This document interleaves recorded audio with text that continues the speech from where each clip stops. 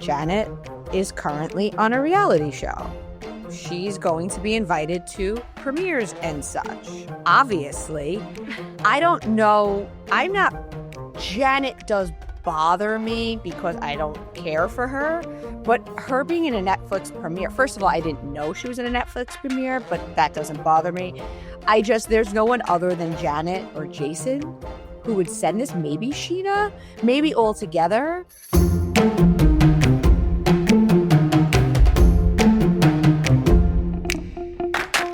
Welcome to Cocktails and Gossip, the podcast where we drink cocktails, but you better believe we're going to spill the tea. We chat reality TV, celebrity blinds, and the hottest tea from BravoandCocktails.com. And as always, it's all alleged and just for fun. We do not verify our blinds. I'm B. And I'm Amanda. Let's get into this week's tea. Oh, cocktailers, what a week. What a scoop. Lots of scoops. Lots of stuff to talk about. Hi, B. Hi, cocktailers. Hi, Amanda. Hi, guys. I mean, I think it was a couple weeks ago that I was like, I think everybody got back from vacation and just decided to start emailing us. And this week has just been, for Bravo fans, there's all kinds of stuff coming in from all different kinds of places. But here's the thing, though, that I want to say before we even get into all of the emails, which we're not even going to be able to get into. Some of them we'll save for cocktail. We're going to get the most important ones here. But something's happening. Somebody is sending us detailed stuff that, like, the Beverly Hills one that we got, which you and I haven't even discussed. I know. Yeah. I know. I didn't know Adrian Malouf was filming. And then after I got that email and posted it, there's a picture of Boz and Adrian. And I'm like, oh my God, they're filming together. Yeah. Like, I mean, whoever you are, love you. We will shout it far and wide. So keep it coming. Cocktailers, like, this is where you get the best scoop. I mean, a lot of other shows and a lot of other, I guess, bloggers, have snarky comments about shows, but we have the real tea. And it's just the truth, because if you guys... We have snarky comments too. We do. That's true. You got it all here. Come to us. I haven't even discussed with you, but I also am hearing that things are firming up in Jersey. So we'll get to that too. I know. That's yeah. We'll get to that as well. So let's start out with the Lindsay thing, because I think that was, for me, like some of the biggest news this week. Well, cocktailers and you and I, we love Summer House. We love getting all that scoop because it really does change so quickly in that space. Who's on the show, who's doing this, who's doing that. Lindsay Hubbard is filming her spinoff beginning September 1st. So guys, I got this message in my DMs. This person is reliable. I have not been told by anybody, hey, that scoop is totally wrong. So one would assume that if it was Fugazi, as sometimes things are, sometimes we get, but the Fugazi stuff comes from emails, not from reliable sources. Right. So I asked some questions, Amanda. I was like, okay, what do you mean? Who's on it? What are we doing? Yes. We know Summer House in this summer in the city. We know something's coming. Who, what, when, where, and why is what we don't know. So what I'm hearing is that it's her real life friends, meaning people not on Summer House. But surely people we've seen her post on Instagram, and Lindsay has a lot of girlfriends that she posts. As a matter of fact, she's at Gurney's in Montauk right now with one of her friends, Yvonne Major, I believe her name is. And she's in the what about her for years and yes. Yeah. Yeah. And as a matter of fact, somebody told me that she's the friend that they were referencing when Paige said that Carl told her Lindsay tried to mess up a photo shoot for her or something of that nature. So she's in the mix. Yeah, I was told by somebody separately that they're talking to a couple of her friends. One is from college, but one is due like now or very soon to have a baby. So she likely won't be on it. Coincidentally, right after we posted this, Lindsay posted pictures from her housewarming in her kitchen. A lot of you guys noticed there were some lights up that were definitely not part of like her lighting in her home. Right. Do we think they're filming like ahead of September 1st? Yeah, why wouldn't they? She's under contract. Kyle was at that party. We didn't see Amanda in any of the pictures, but we did see Amanda post a picture of herself, and the caption was Summer Handshake City. Yeah. Do we see Ciara? Do we see Gabby? I'm going to assume. But again, guys, all I know is that Lindsay is filming a spinoff. So. Yeah. So this is, I think one of the questions I had was if we knew why it's just Lindsay. And obviously it can't be just Lindsay. And of course there's going to be at least cameos from some of the other folks. And it was interesting too. Kyle posted a picture of Lindsay from, God, it was like maybe from 10 years ago on Summer House. And he said something like, oh, I'm just feeling nostalgic.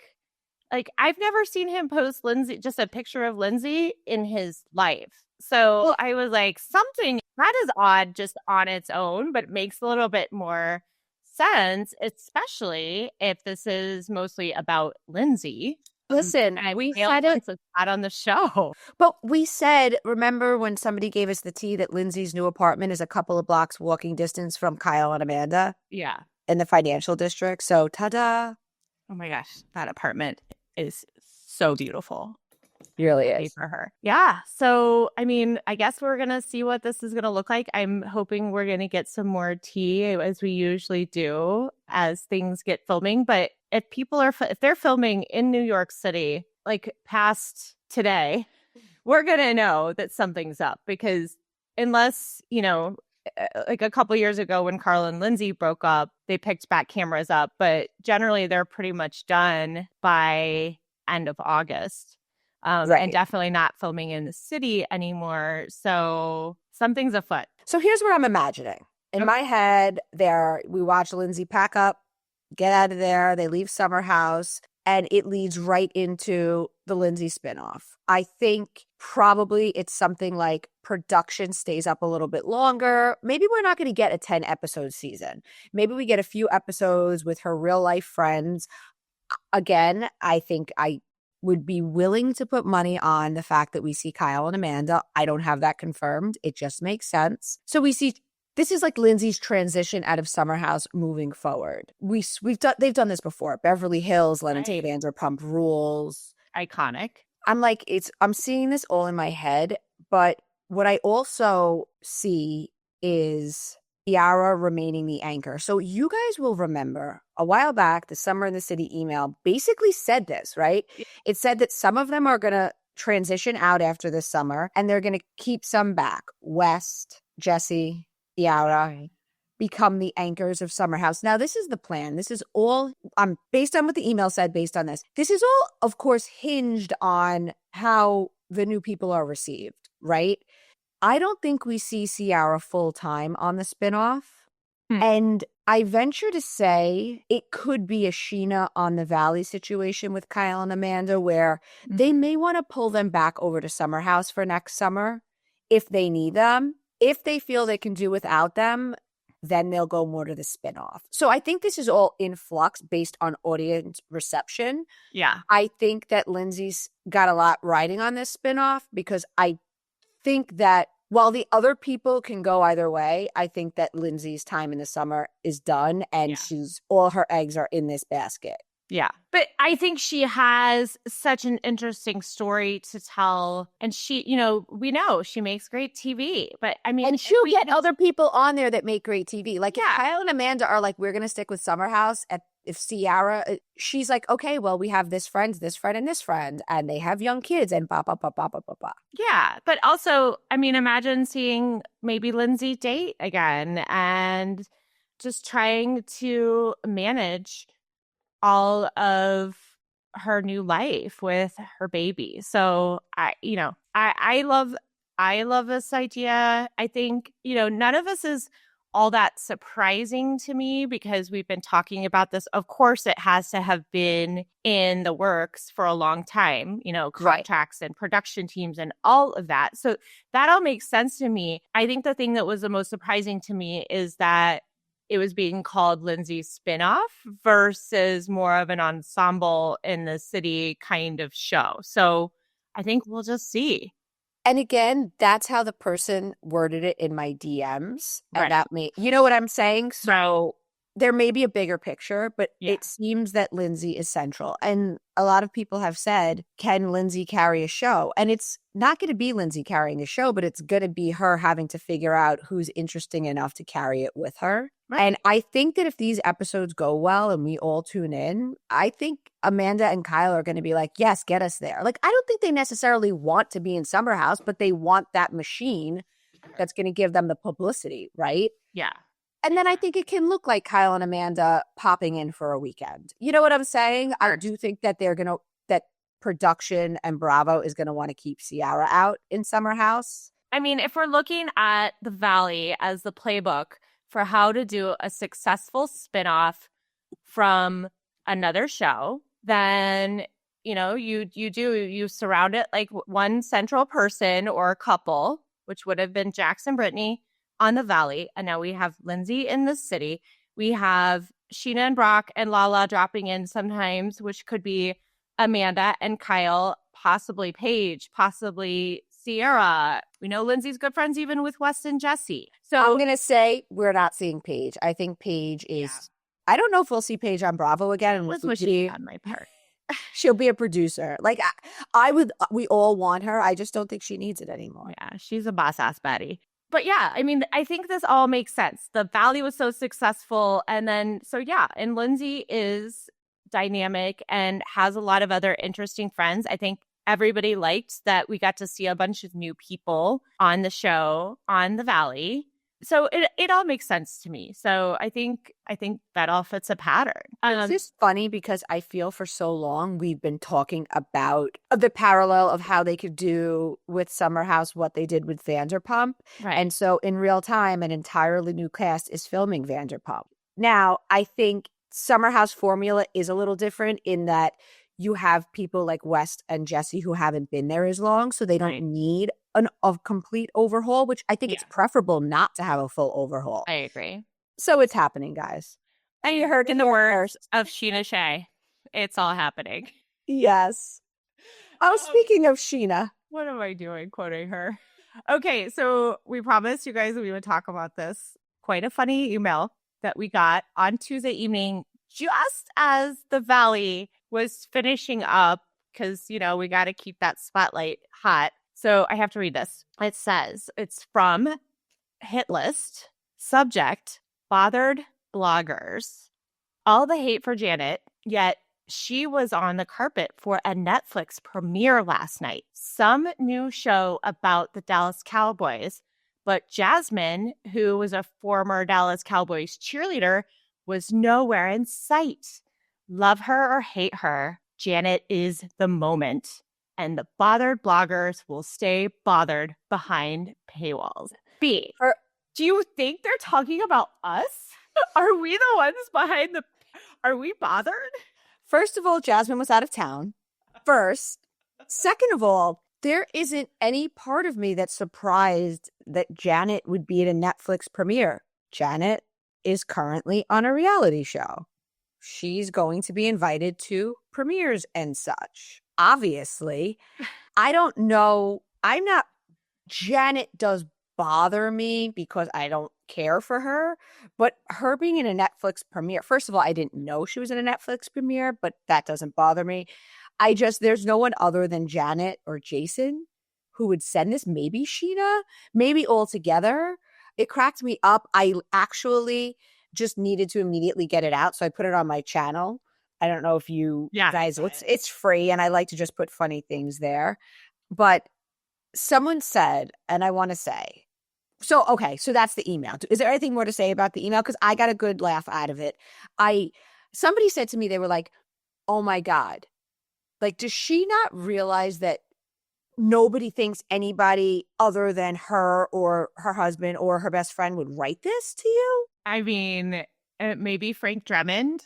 What about when Kristen said at the reunion, just like a very honest reaction, like, nobody cares about you guys enough to care that you didn't have your ring on?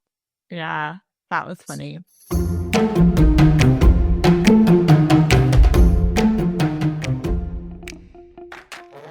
As summer winds down, I'm all about refreshing my wardrobe with staple pieces for the season ahead. Quince nails it with luxe essentials that feel effortless and look polished, perfect for layering and mixing. Their styles are so versatile that I find myself reaching for them again and again.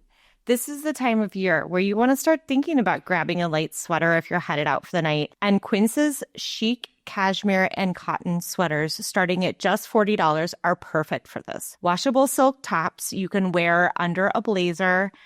And of course, their classic denim. Everything with Quince is half the cost of similar brands. By working directly with top artisans and cutting out the middlemen, Quince gives you luxury without the markup. And Quince only works with factories that use safe, ethical, and responsible manufacturing practices and premium fabrics and finishes. I love the fall. I love when the nights start to feel like they're getting a tiny chill in the air. Back to school shopping for my kids makes me want to do my own little refresh for myself. I recently just got the cutest Italian pebbled leather sling bag from Quince in the color cognac. I bought it because I needed a cute but casual bag to wear to Friday night lights and all-day sports tournaments. So the color is the epitome of fall to me, and the quality is chef's kiss. It feels buttery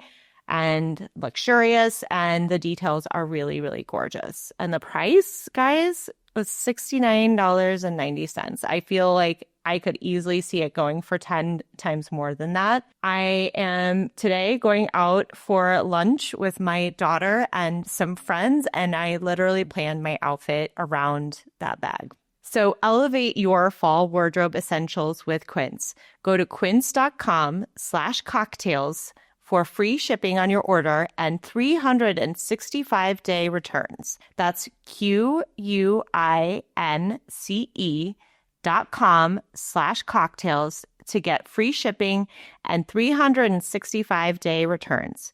Quince.com/cocktails.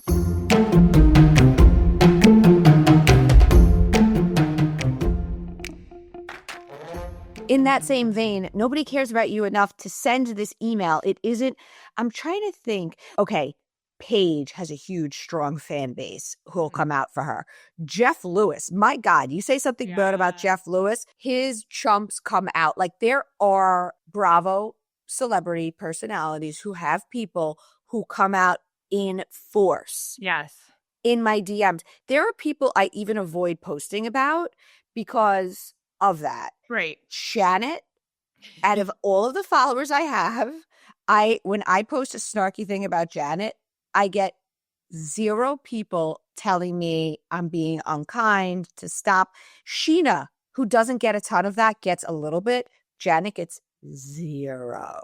Stassi's a good example because when Stassi was still on, I would write snarky stuff about her. I always had a love-hate relationship with her, and she had an army of people who loved her and who would get a bat for her. Yeah. Yeah. And Sheena does too. Sheena has people. She does. She has apologists, but I haven't seen any for Janet. And, Janet, you just keep on being the moment and doing your thing and go for, go girl. I don't agree, but okay. And I'll tell you why she doesn't have people. When I was reflecting on the reunion after I got this email, and someone actually said this very eloquently, but it's a sentiment that I agree with, so I'm going to share it. Shout out to the cocktailer who sent this.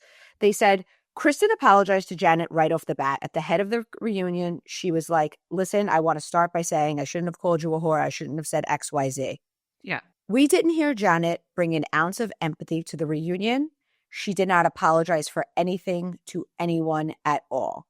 Yeah. So she doesn't have that part where you love her and can make excuses for bad behavior. And I think that's the it about Janet. And unfortunately, it isn't something that's easy to fix because when you don't have insight, like if she didn't sit at that reunion after seeing all the fan backlash throughout the entire season, and she wasn't sitting at that reunion recognizing she should eat some crow, she never will.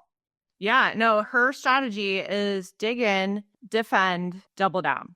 right? Like she doesn't and don't apologize. So I fully agree with that cocktailer. And I think that is one of the things that has really endeared Kristen to so many of us is that she's done some batshit crazy stuff, but she admits it and like apologizes and moves on, you know? And I think that has been something that I have really enjoyed, especially about seeing her on the Valley. And that she like goes back and laughs about some of the stuff that she's done in the past. I don't see Janet doing that. No. There's no Not even a little bit. Yeah, I agree.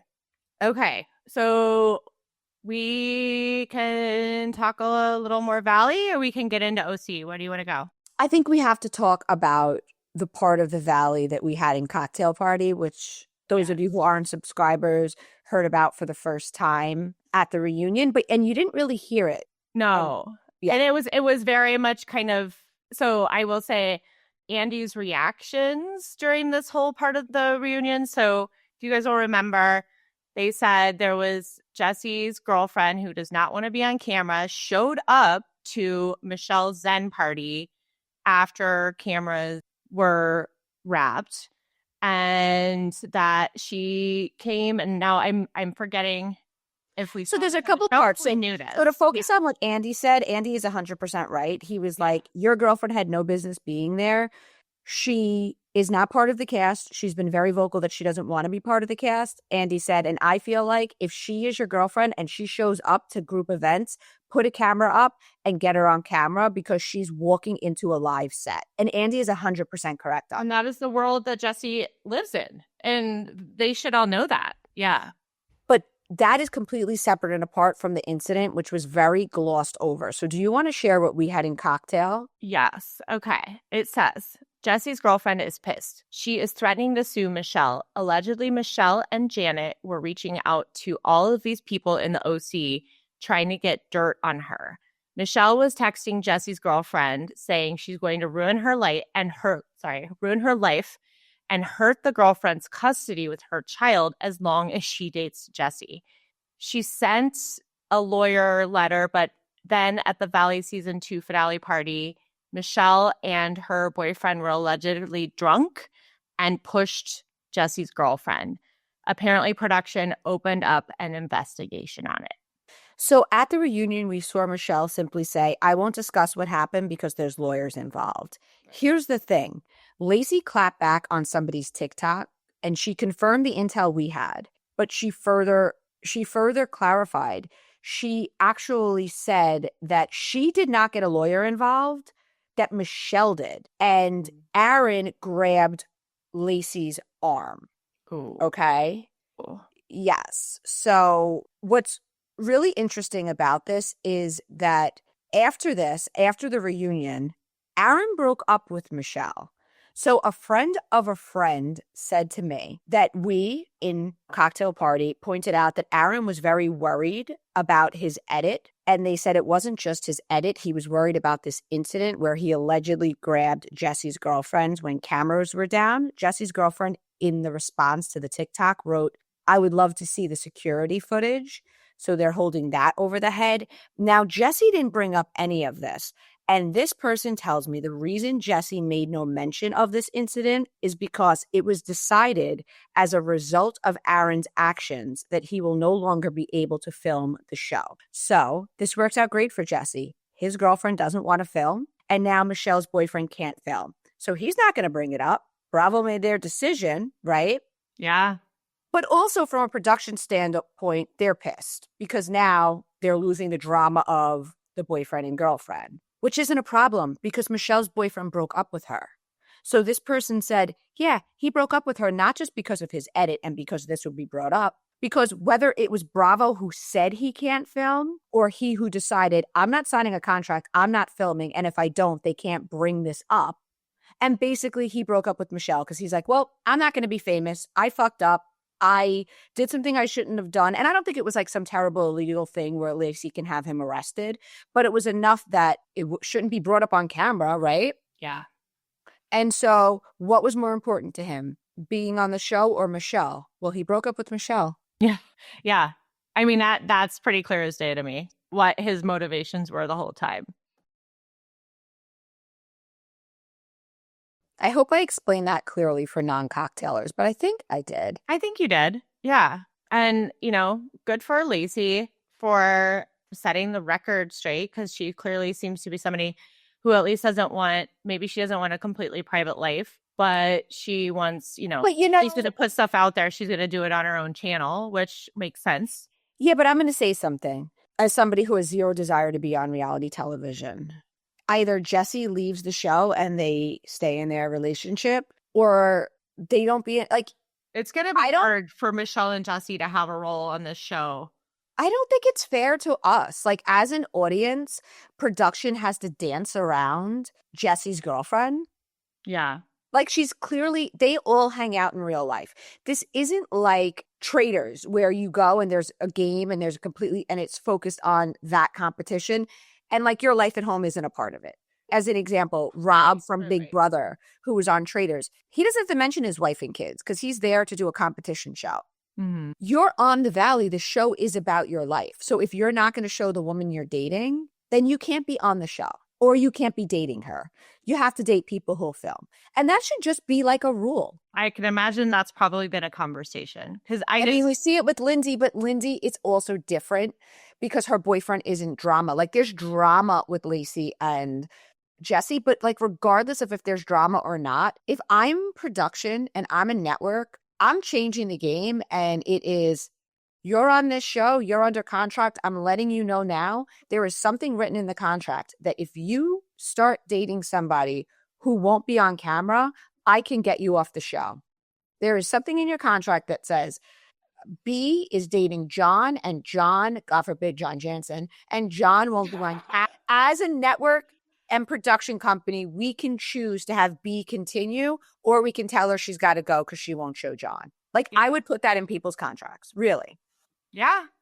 And then let Jesse choose. Jesse, you want to be with Lacey or you want to be on the show? Because those are your options. I guess we'll see. Because I just don't see, like I said, I don't see a path. We're tired of hearing about Jesse and Michelle's divorce. We want to see kind of what happens next. And obviously, it's always going to be fun to see them squirming and fighting in each other's vicinities since they all do hang out. But yeah, I fully agree. Okay, so we haven't really been talking about OC. A lot of people have been saying it's boring, which I kind of agreed, at least until last night. So this week, we finally saw the breakdown that Tamra had in New Orleans that led her to, quote unquote, quit the show. So normally you don't hear about OC in real time because we record on Thursdays, but due to scheduling, we are recording on Friday. Breaking a little summary of what went down. The girls split into groups. We see Gretchen, Tamra, and Shannon. They're talking about Katie. And Shannon says, Tamra, how can you tell Gretchen that she should give Katie another chance when you just told me that Katie tried to have a story reported about you? Tamra goes on to say to Gretchen, okay, here's what happened. Kiki Monique, shout out to Kiki, our friend over at Talk of Shame. She has a podcast on Andy's radio station with Dorinda. And she's hilarious. She's hilarious. She's great. I don't like that she's being dragged into this whole thing. I don't either. It makes this just sound like she's, I don't know. She's funny. She's cool. Like, it just really has nothing to do with her, guys. Agree. So according to Tamra, Katie told Kiki that Gretchen told Katie, right? Tamra tried to roofie her. So this is all from the infamous Naked Wasted, which they said was 17 years ago, which is wild, where Tamra and Vicky wants to get Gretchen so drunk, and they referred to it as Naked Wasted because they said she acted super proper on camera, but when they would see her out around the OC, she was always drunk and acting crazy. So Tamra tells her this. Gretchen looks shocked and confused. She's like, I never told Katie that you tried to roofie me. We see Gretchen say in a confessional, I have to consider the source. Tamra has always been unkind to me. Katie has never been unkind to me. Yeah. So then we see, that Gretchen clearly wants to talk to Katie to get to the bottom of it. Meantime, Shannon who's got some axe to grind. Are you kidding me? This is worse than her recording me. Katie's the worst person ever. Shannon's whole meltdown. Right. Tamara's, saying to Gretchen, like, I know we have a bad history, but I was in a bad marriage. Tamara's trying to put a Band-Aid on it and say to Gretchen, like, come over to my team. I want to have a talk with you. I want to really talk to you about all this. And I don't want us to be in this bad place anymore. Yeah. Mm-hmm. Essentially saying, let's forget about the past, come over to my team. That's what Tamara's saying. Mm-hmm. Gretchen goes back to the hotel. She speaks with Jen and Katie. Katie says, this never happened. I never said this. Oddly enough, we got intel on Naked Wasted this week. What we heard was that Katie was going to bring up Naked Wasted, and this is why Katie and Gretchen fall out. So Katie apparently, and I guess this is in future episodes, tells Gretchen to bring up Naked Wasted. What we heard was Gretchen denies telling her it. My thought is perhaps Gretchen and Katie had a conversation where Gretchen was like, oh yeah, bring the Naked Wasted up. But this whole Tamara roofied me piece is a part that Gretchen did not say. The question becomes, did Katie really tell someone, Gretchen told me Tamara roofied her? Mm-hmm. Did Katie completely make that up? Because I don't think that Gretchen told anybody Tamara roofied her. Okay. I don't either. Or did Katie make and it neither up? did the girls. Yeah. None of the ladies. Or did Tamara make it up?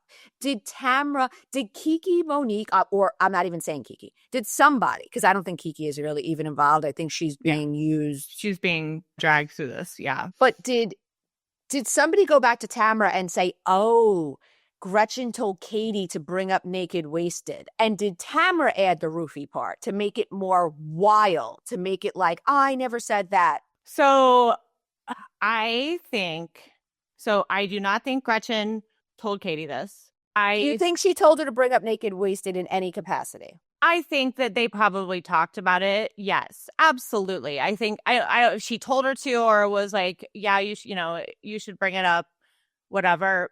Do I believe that happened? Probably. Did we know real time or close to real time that Katie had lunch with Kiki Monique because there was a picture posted?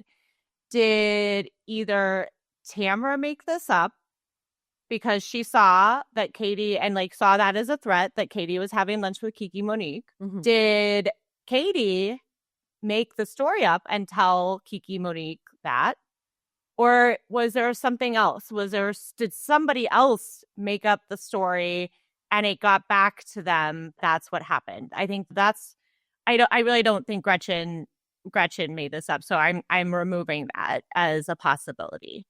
I think that Katie has been getting in way over her head by trying to play scheming housewife. Yes. And so if I'm going to believe anything, I'm like, as much as Tamara plays some dirty tricks, I don't think she can be straight up mean. I got to think it's either somebody on the outside made this up and it got back to all of them, or it was Katie. What do you think? I think that somebody said the roofie thing and Tamara's going with it was Katie. Maybe Tamara really thinks it was Katie. And I think that Tamara thought she could use this as an opportunity to further ice out Katie and Jen, right? Because Tamara's overarching goal here is her hatred towards Jen. And right now, the alliance is Jen, Katie, Gretchen, which is a very weak alliance, by the way, and we'll get into that. So we get to dinner. Tamara pulls Gretchen outside, and she's like, should I bring it up tonight? Did you talk to Katie about it? And Gretchen very meekly and wanting to keep peace was like, listen, Tamara, I spoke to her. She says she didn't say it. And Gretchen's like, I still want to have a conversation with you. I'd like to try to move forward. Right. And Tamara just snaps. And then Katie comes out and Tamara knowing that Gretchen didn't fall for it hook, line, and sinker, and Gretchen won't be icing Katie out. Tamara's like, you think I pulled it out of my ass? And Gretchen says, no. In other words, Gretchen's I don't know what happened. Yeah. Right. She's like, I'm not saying you made this up. Perhaps somebody said this, but I don't believe Katie said it. Gretchen's like, they get to the table and they further hash it out. She's like, where's the proof? Tamara, you've been unkind to me for years and I'm just supposed to believe this? Jen chimes in and says, oh, Shannon, you want, because of course Shannon's going on about how awful Katie is. Oh, Shannon, you want to say how Katie hurts everybody. What about you, Tamara, showing the picture of me and fat shaming? And Tamara's like, shut up. Like, Tamara basically just wants to swat everything out of her way that isn't in her direct line of what she's going for. Yeah. And she says to Jen, I don't care about you. You were a fan. You were in my DMs. And like everyone at the table is starting to be like, okay, Tamara, calm down, which is when Tamara just goes ballistic. I love it when Gina was like, though, she's like, you need to stop. You're being rude. I was like, I don't think I've ever seen anybody stand up to Tamara like that before. 100%. Straight up be like, you are being rude. And once Gina said that, everybody else who was like supposed to be backing Tamara, right? Because this is all planned. Yeah. Says, you know what? Gina's right. Like, because they're all like, what did she do? Because it was very clear she did have one eye open. She was drinking. I do agree with Gina that she was drinking, maybe took a Xanax.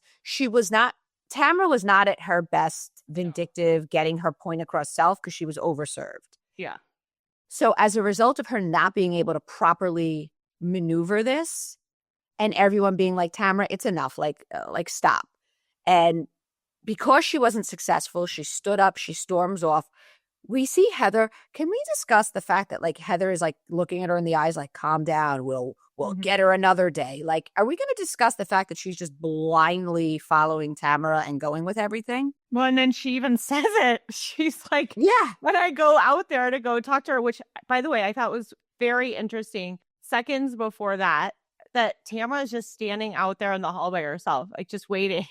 Like just standing out there. Nobody follows her for a few seconds. And so then like the producers, are you okay? And then Heather finally comes out. I thought that whole moment was pure comedy because generally the housewives run after each other. And Tamara was out there for a good little bit, just stewing by herself, waiting for somebody to come out. But then she yells at Heather for telling her essentially to calm down. Like she gets mad at, she was on one.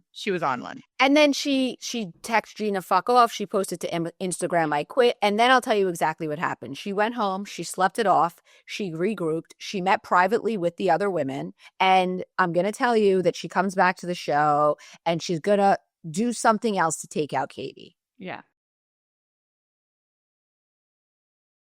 This is what's happening. The goal is take down Katie to leave Jen by herself, try to get Gretchen to our team. This is the whole strategy Tamara is pulling. Right. So with that comes this email. Yes. Which makes more sense after watching last night's episode. It totally does. So it's pretty in-depth. I'm going to just take a quick breath here because it's a long, juicy email. So hang in here with me, you guys. It's from RHOC, subject, what lies ahead. As the Real Housewives of Orange County season 19 hits its halfway point, brace yourself as the drama is about to get darker. Following New Orleans, Katie faces mounting confrontations before being completely iced out by her castmates. Meanwhile, a heated discussion between Tamara, Heather, and Gretchen over a progressive yet polarizing topic will divide fans, fracture Heather and Gretchen's friendships, and potentially jeopardize Gretchen's future on the show. Behind the scenes, producers have grown increasingly frustrated with Shannon Beador. Her treatment of the crew, frequent emotional breakdowns, and inability to move past conflicts has left her storyline feeling repetitive and stagnant this season. On the flip side, Jennifer Pedranti has emerged as a producer favorite. Her dynamic with Ryan, layered family life, and balance of relatability and messiness have made her an ideal housewife in the eyes of Evolution Media. That's the production company. Gina is also winning praise for her transparency, her knack for stirring the pot, and her overall growth on the show. Producers are paying close attention to certain cast alliances, particularly those that seem to protect some women more than others, and to ongoing conversations about how women of color have been treated on RHOC. This topic will surely be addressed at the reunion. Post-reunion, executives are leaning towards letting Katie go and offering Shannon a friend of role in hopes that it reignites her spark. Gretchen's fate will hinge on how audiences respond to her end-of-season drama and reunion performance. Tamra, Heather, Gina, and Jen are considered 100% safe. Notably, Emily's status was not mentioned by our source. Looking ahead, producers are planning to tap into Orange County history for the milestone 20th season, reaching out to legacy housewives Vicki Gunvalson, Gina Keogh, Joe De La Rosa, Kimberly Bryant, Lori Peterson, Tammy Knickerbocker, Lydia McLaughlin, Alexis Bellino, says yes, really, and Meghan King for cameo appearances. Despite strong fan support, the reason Katie is unlikely to be asked back is due to her guarded communication with bloggers and her tendency to fade into the background during group scenes. Producers recognize the outpouring of support she's received, but ultimately feel they must prioritize what's best for the show and acknowledge that, as a newer cast member, she lacks the history and presence of her most seasoned counterparts. That said, it's a difficult decision as producers genuinely like Katie and value the rich family dynamics that she brings to the series. Obviously, nothing is set in stone, but this is how it's looking. Whew. This is what I was talking about like we're getting these really good detailed emails. And then yesterday we got another one from Beverly Hills. Thank you. Thank you. We love you, whoever you are. Yeah. Okay. Amanda, I think we got to break this down piece by piece. Yes. All right. First, I have some exclusive intel that I'm only sharing on the pod.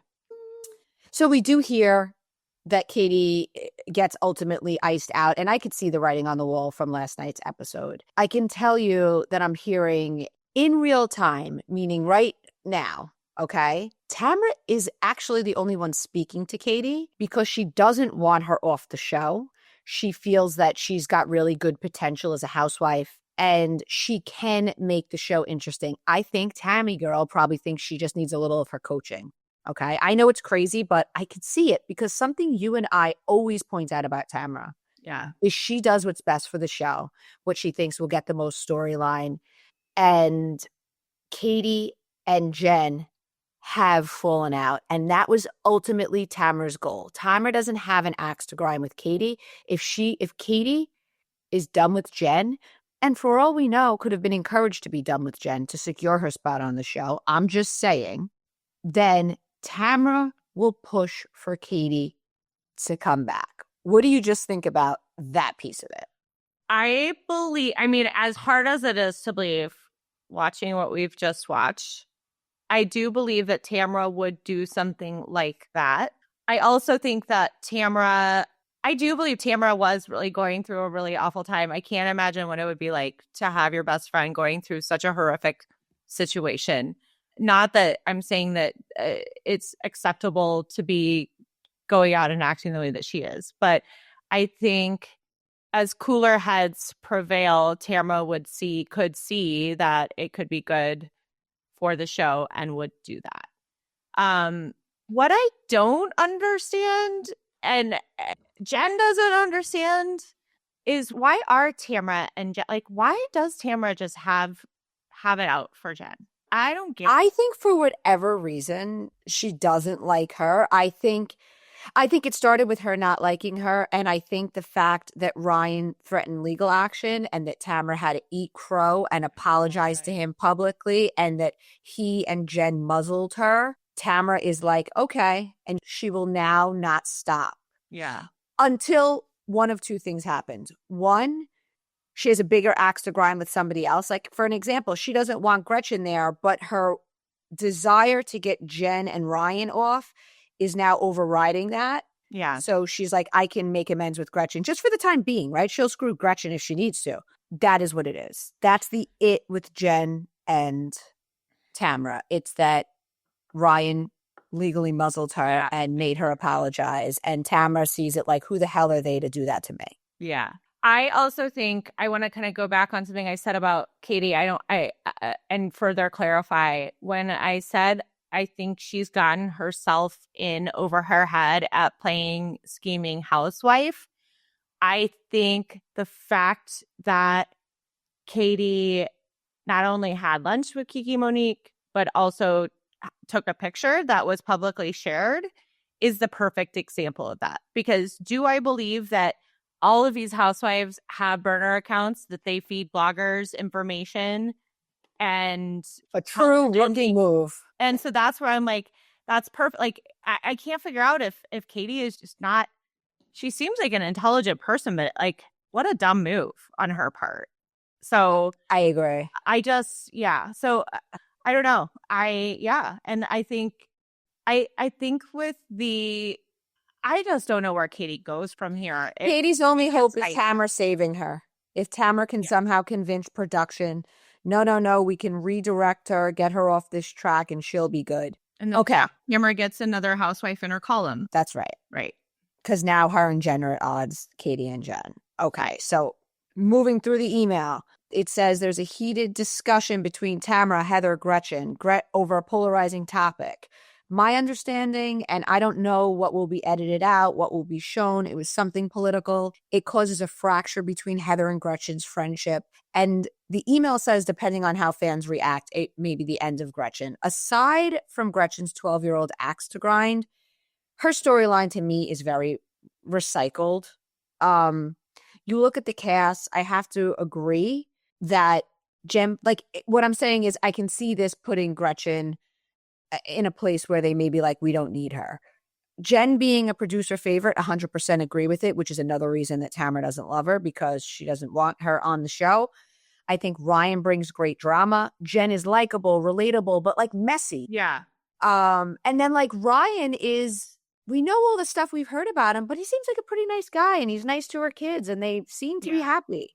Yeah. So she's a great housewife. She's got all those kids, the Mexi ex-husband.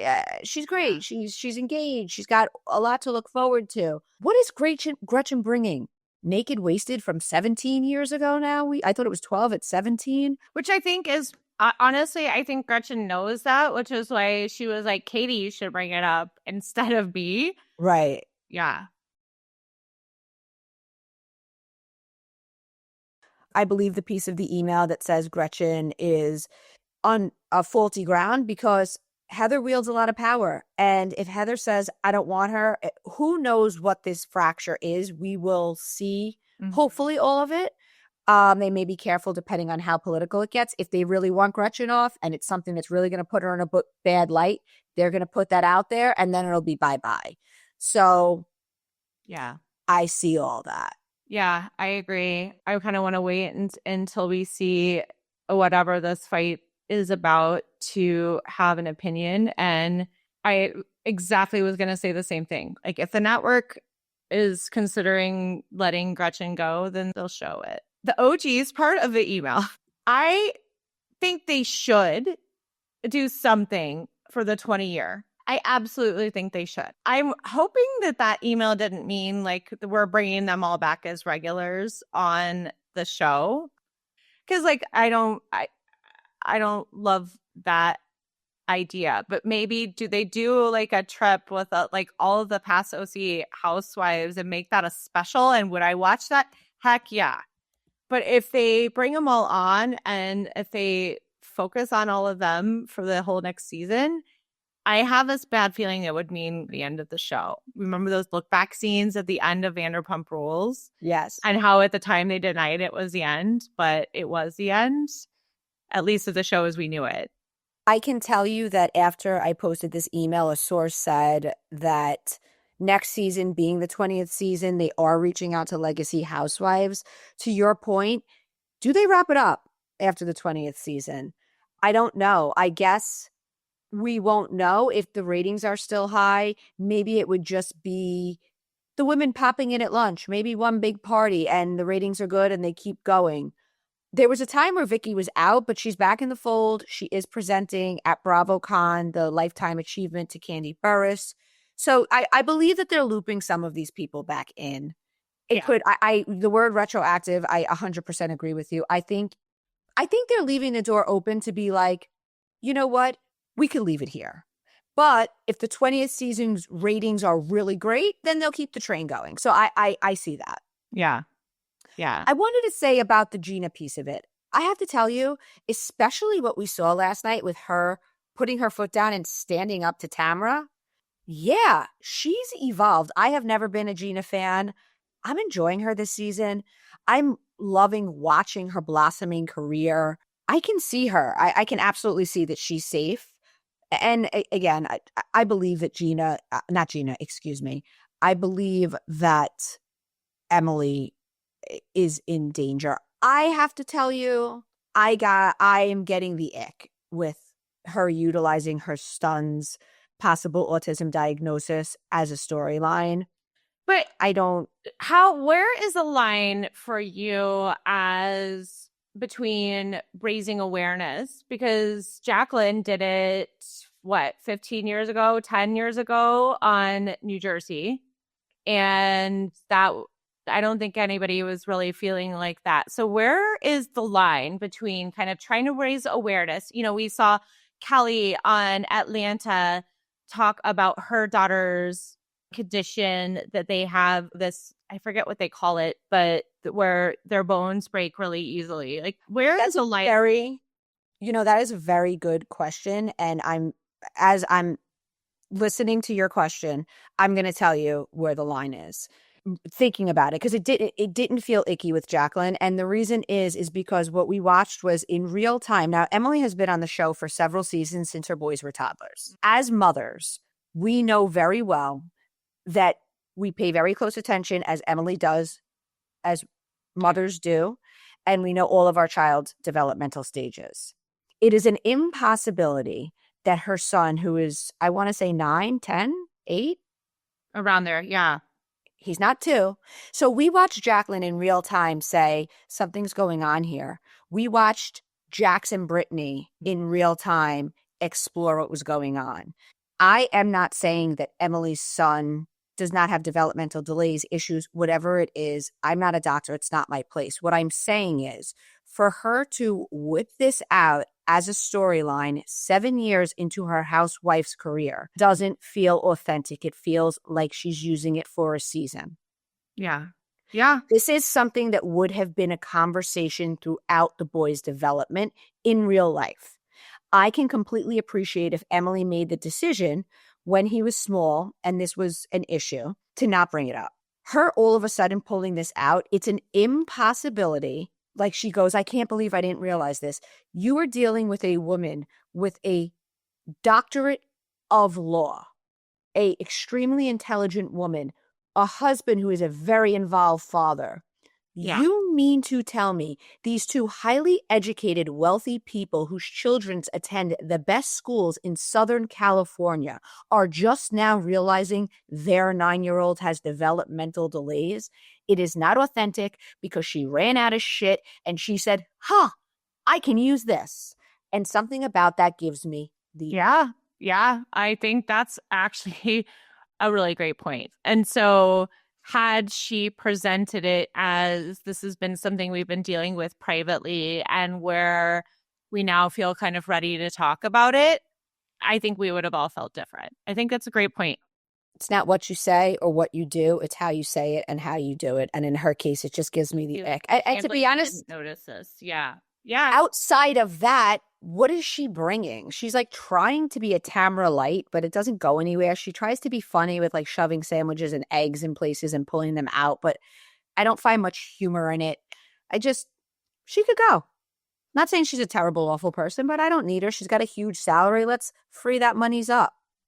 I do want to go back to what you were saying about Gina because I agree. Maybe we can post this tomorrow so you guys can look at her video, because before the season started, Gina did a video and she was like, here are things that I'm apologizing for or not apologizing for. And then she talks about how like she wore the same purse and you're going to see the same hoodie a lot through the whole season and that she's a busy mom. And like she did it in such a funny and endearing way. It just makes you like her even more. I fully put her in that category now of, we have the housewives that you feel like you could be good friends with. We have the housewives who, we like to watch because they're batshit crazy.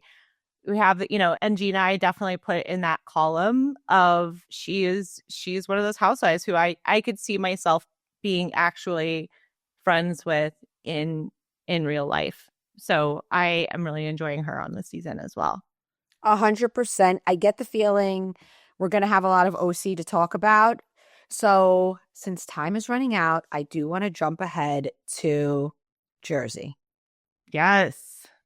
Because, and like I always hesitate to make big declarations, but I'm confident to say that filming will be happening soon.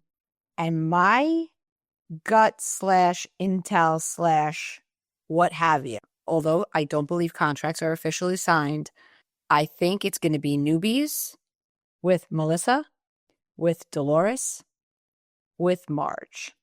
I like it. Listen, Teresa's going to be at BravoCon. I don't think there's a world where Teresa gets cut off completely.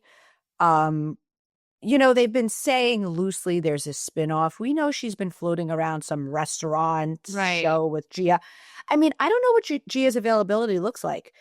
Next Gen is the most successful show on Bravo right now. She's a part of that cast. She's going to have to prioritize that. But I do think that if something isn't completely set right now for Teresa, she's going to get something. And again, I don't know what that looks like. It can't be Love Hotel unless she's going to ditch Louis real quick and get her groove on. But I think there's something happening for her. I just feel confident saying that Jersey is going to be moving forward without her. Again, I know contracts aren't signed.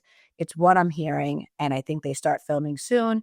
Test filming is underway at the time. They said week of 18th, but we know that that's always give or take. Right. Melissa was just out with a girl who's a very well-known injector in Jersey, and birdies were telling me that she was in talks. So why is Melissa hanging with this girl? Probably because they're test filming? I'm here for it. I think everybody wants Jersey back. I can definitely see Teresa not saying like, I don't want to do, maybe she even just said, I don't want to do an ensemble show anymore. I want to be Elisa Vanderpump or whatever and have my own thing. I can completely see her doing that. But give her a Kim Zolciak type spinoff, I guess. But let's see. I just don't believe that she's going to be on the next season of Jersey. Well, it's really starting to look like that. And also back to, I can't remember if I said this last week or the week before, but Andy said this on, was it national TV or was it on his radio show, saying that they're getting close with Jersey. Andy's not going to come out and say that unless it's pretty much done. And I just looked at her Instagram. She's currently in Madrid. So if there's test filming happening, she ain't there. Very interesting. Just saying, you heard it here first if it's true. If it's not true, oops. No, I'm kidding. I'm confident. I'm confident saying that. As a matter of fact, one of my sources who I go back and forth with was like, say it. I'm like, but contracts aren't signed. So we'll see. I'm excited. And on an exciting note, I'm excited for Rhode Island. We've seen a million pictures, so I'm very comfortable sharing with you now that the email said the main cast: Joe Ellen Taberi, Alicia Carmody, Elizabeth McGraw, Rosie Woods, Kelsey Swanson, Rula Nemi Pontarelli. Rula earned her spot after being in several dramas. You guys are like me and Amanda. The names don't mean much until we know them. So a lot of you guys are like, please tell us the names that you have. So those are the names that I'm hearing for main cast as of right now. Filming's underway. They've all been in pictures, so I could put those names out there. Dolores and Ashley Eddie will be friends of production things, having them part-time will pull in more viewers. I never watched the Bachelor, but apparently Ashley is well liked, I think. Yeah. So she was, her story, just really quickly, she was on The Bachelor and then she went on Bachelor in Paradise and she was like in love with this guy named Jared. And they went back and forth and like they were kind of a couple of the show. And then I guess, broke up because he was like, this is too much. But then he ended up coming back to her off camera. They ended up getting engaged and getting married. And I think they have at least one baby. So, oh, I love that. She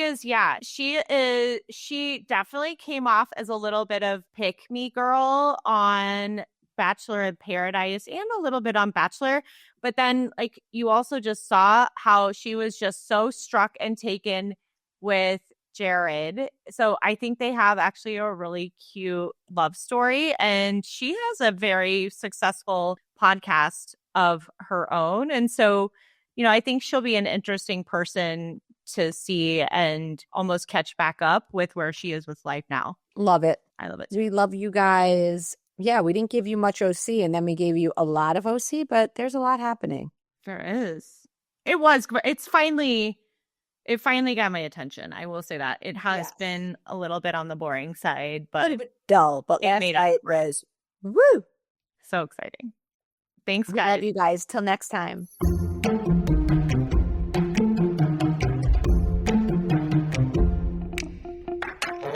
What's up, cocktailers? We want to thank you, as always, for listening to Cocktails and Gossip. Because of you, we've hit some amazing milestones, had some hilarious conversations, and have grown a truly amazing community. If you haven't already followed our podcast, hit the follow button in the top right of your Apple Podcast player, the follow button under the show logo on Spotify, or the subscribe button on Google Podcasts. We thrive on you, our audience. So make sure to tell all your gossip-loving friends about us too. And if you want to get all the tea, join our membership cocktail party by going to bravoandcocktails.com/join. Our members get access to the exclusive tea we post, the weekly podcast without ads, plus another additional bonus podcast every week. And of course, members also get to join us on our monthly live cocktail party Zoom, where we talk about the latest tea and even share tea that's just too hot to put in writing. Last, but maybe best, our members get access to the Cocktail Party Discord, where you can chat with Amanda, me, and all of the other cocktailers as well. There are always some great convos and hilarious comments happening in Discord. Thank you guys so much for listening. We appreciate you.